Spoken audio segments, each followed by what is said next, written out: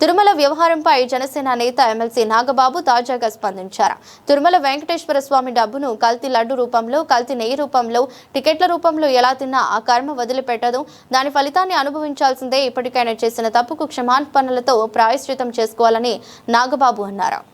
వైసీపీకి ఓటు వేసిన పాపానికి అమాయక ప్రజలు కూడా కొంతకాలం పాటు కర్మ ప్రతిఫలాన్ని అనుభవించారు. ఇప్పుడు అనుభవించాల్సింది ముఖ్య పాత్రధారులు, సూత్రధారులు, మద్దతుదారులు. కోట్లాది మంది భక్తులు వాళ్ళ కష్టాల నుండి, బాధల నుండి, వారి తప్పుల నుండి విముక్తి పొందడానికి తమ కష్టార్జితాన్ని ముడుపుల రూపంలో, మొక్కుల రూపంలో చెల్లించుకుంటారు. అలా చెల్లించుకున్న కానుకలకి వాళ్ళ కర్మతాలకు శక్తి ముడిపడి ఉంటుంది.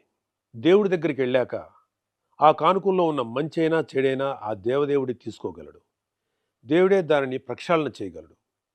భగవంతుని ప్రక్షాళనతో, పూజలతో పవిత్రీకరించబడిన ఆ డబ్బును తిరిగి ప్రజల కోసం, ధర్మ పరిరక్షణ కోసం వినియోగిస్తారు. వెంకటేశ్వర స్వామి డబ్బును కల్తీ లడ్డు రూపంలో, కల్తీ నెయ్యి రూపంలో, టికెట్ రూపంలో, ఏ రూపంలో తిన్నా ఆ కర్మను తీసుకోవాల్సిందే. దాని ఫలితాన్ని అనుభవించాల్సిందే.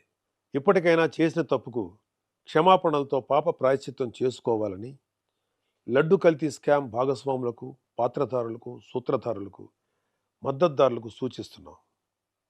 మీరు చేసిన పాపాలు మీ కుటుంబ సభ్యులకు అంటుకోకుండా మీ వరకే పరిమితం అవ్వాలని ప్రార్థిస్తున్నా.